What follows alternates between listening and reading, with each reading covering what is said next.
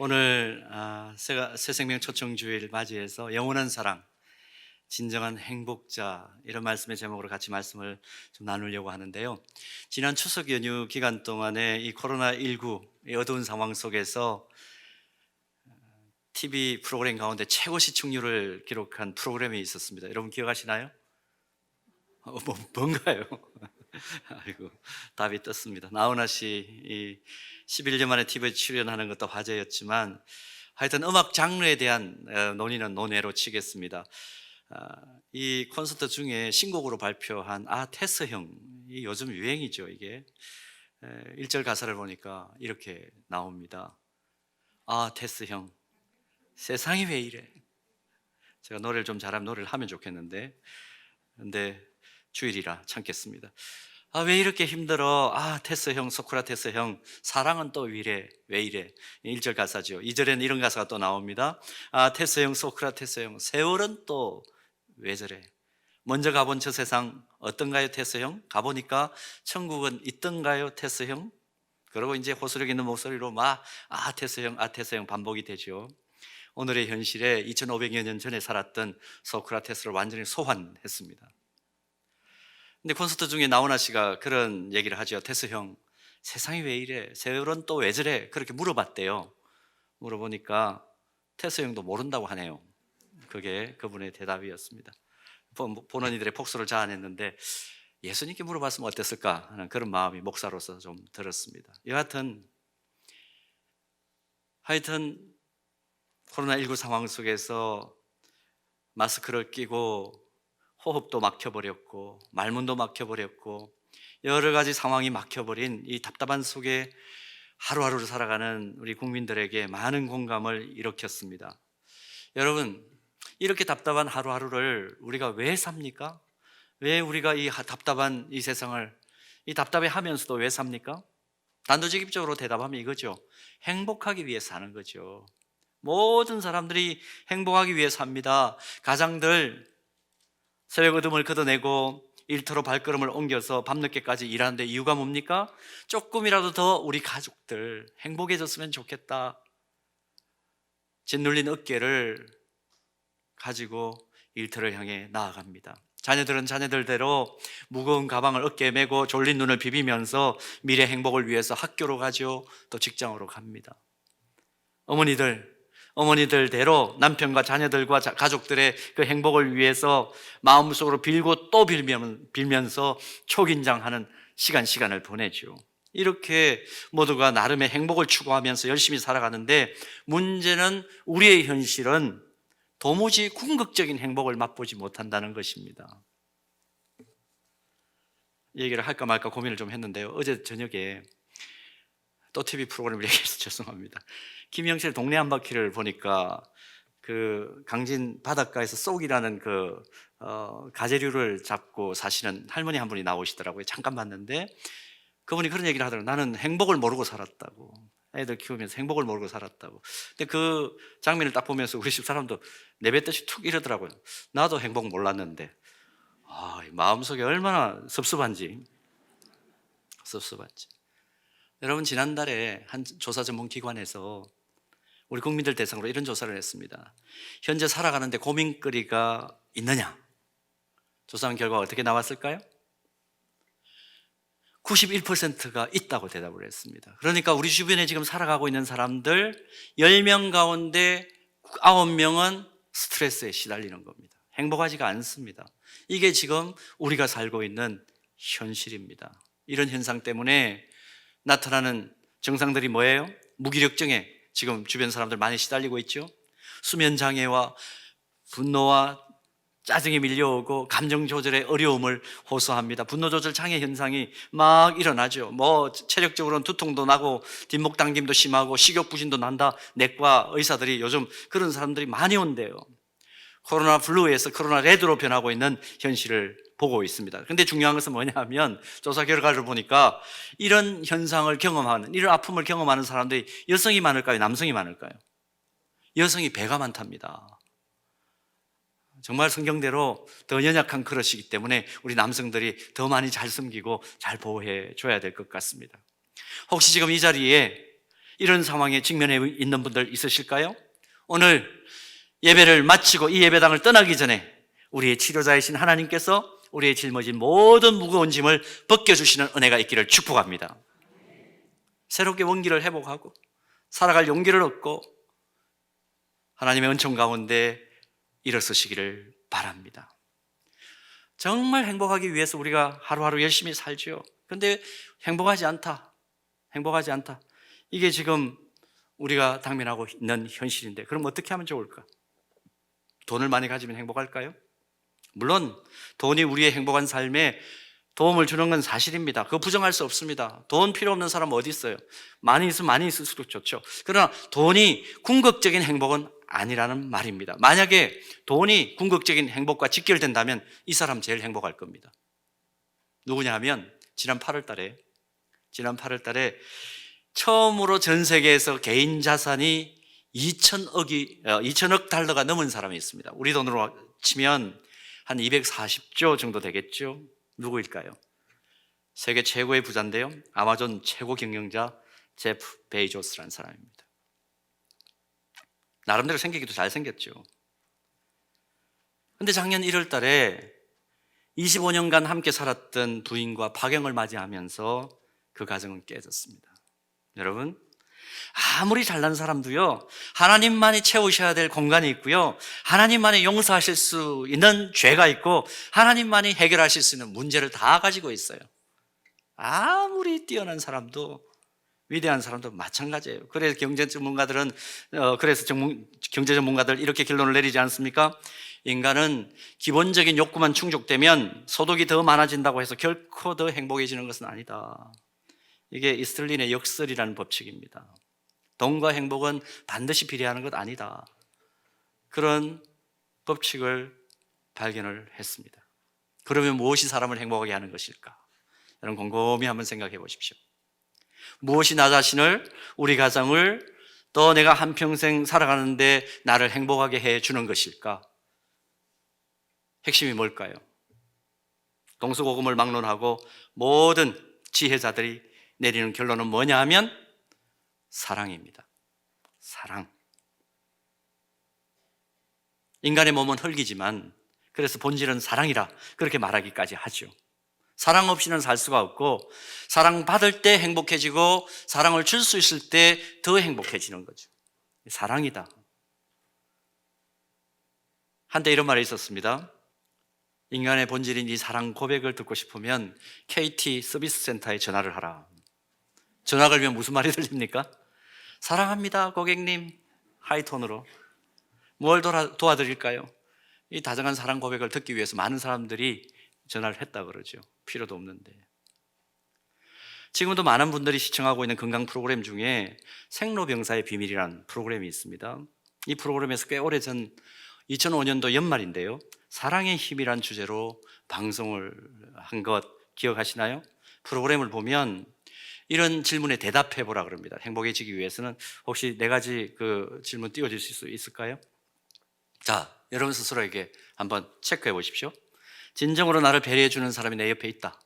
있습니까? 2번째, 나를 사랑하는 사람이 있다. 있습니까? 3번째, 기꺼이 나를 도와줄 사람이 있다. 있으신가요? 4번째는 비밀을 털어놓을 수 있는 존재가 언제든지 내 주변에 있다. 있으십니까? 근데 여기에서 하나도 없다라고 대답을 하시면 놀라운 사실은 뭐냐면 이 사람들이 내린 결론이 이것입니다. 죽을 확률이 5배 높다는 겁니다. 빨리 죽을 확률이 5배가 높다. 여러분, 결국은 제일 인간의 장수 비결이 어디에 있습니까? 사랑에 있다는 거예요. 사랑이 있다. 누군가의 사랑의 관계에 있을 때 그 사랑의 힘이 사람을 예쁘게도 하고 멋있게도 만들고 삶의 전 영역에서 행복감을 맛보면서 건강하고 오래 살게 만들어준다. 이게 프로그램의 결론이었습니다. 여러분, 지금 누군가와의 사랑의 관계에 있으신가요? 가장 중요한 사랑의 관계는 누구죠? 일단 가족이죠. 자, 가족을 놓고 한번 생각해 보겠습니다. 부부관계의 사랑 얼마나 중요합니까? 또 부모로서 자녀와의 관계, 그 사랑의 관계, 이 피부치들과의 사랑의 관계 두말할 것 없이 중요합니다. 그런데 문제는 뭐냐 하면 이 사랑이 영원하지 못하다는 거죠. 영원한 사랑은 아닙니다. 최근에 월드뉴스 보니까 에콰도르에서 110살 남편하고 104살의 아내가 결혼 후 79년을 함께 결혼 생활을 했다. 월드뉴스를 봤습니다. 여러분, 그런 복이 있기를 바랍니다. 아무도 대답을 안 하시네요. 어떻게 하시려고 그러세요? 다시 한번, 그런 복이 있기를 바랍니다. 예, 우리 교회는 사랑하는 부부들이 많은 그런 교회인 줄로 믿습니다. 그런데 여러분, 역사를 보세요. 아무리 사랑하는 부부도 100년 이상 해로한 부부는 성경 외에는 없습니다. 뭘 의미하는 것입니까? 영원한 사랑을 약속했지만 영생하는 차원까지는 갈 수가 없다는 거예요. 부모와 자녀들의 관계는 어떤가요? 눈에 넣어도 아프지 않고 부모들이 힘이 있을 때는 평생 지켜줄 수 있는 그런 능력이 있을 것 같죠. 또 우리는 그런 생각을 하고 자녀들을 섬기죠. 실제적으로 그렇게 하죠. 그런데 그런가요? 아무래도 저는 목회자이니까 장례 예식이나 임종 예배를 많이 드리는 현장에 있지 않습니까? 지금까지 장례 예식과 임종 직전에 드린 여러 가지 예배들, 또 기도해 준 일들 돌이켜보면 몇 개 기억나는 게 있어요. 그 중에 하나가 뭐냐 하면 36살 된 가정주부가 폐암으로 세상을 떠났는데요.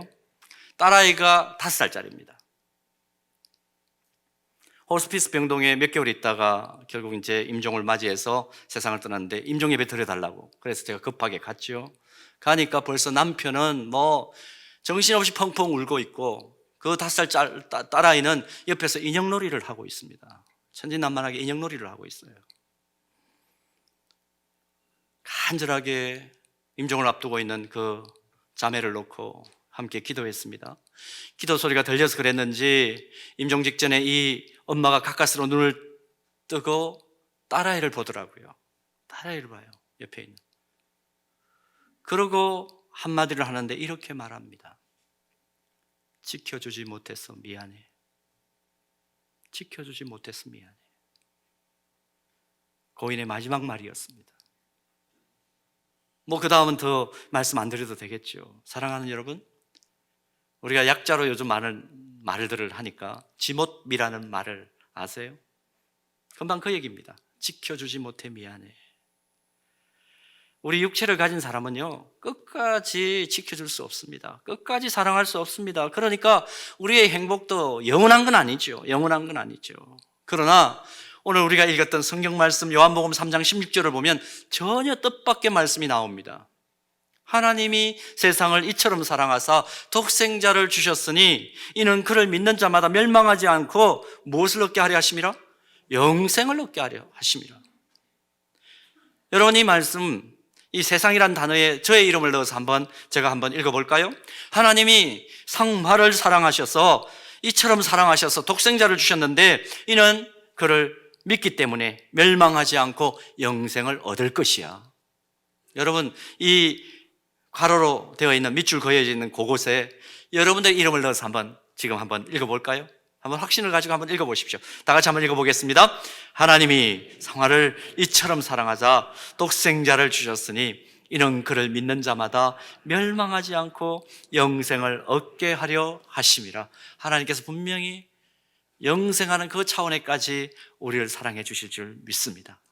그런데 여러분, 이 말씀 보시면서 이 괄호 속에 꼭 들어갔으면 좋겠다 하는 사람 없습니까? 우리 가족들 가운데, 골육 친척들 가운데, 이 세상에서만이 아니라 영생의 세계에서까지 가서 하나님 사랑 안에서 우리가 서로 사랑하면 또 하나님 사랑받고 살아갔으면 좋겠다 하는 사람 있습니까? 그런데 아직까지 하나님 앞에 돌아오지 못한 지체들 있나요? 아니면 오늘 이 예배 가운데 그런 지체를 초청하신 분 있으신가요? 그분들의 이름을 넣어서 우리 같이 한번 읽어볼까요? 한번 생각해 보십시오. 한번 그 이름 넣어가지고 다시 한번 이 말씀을 그대로 읽습니다. 다 같이 봉독합니다. 하나님이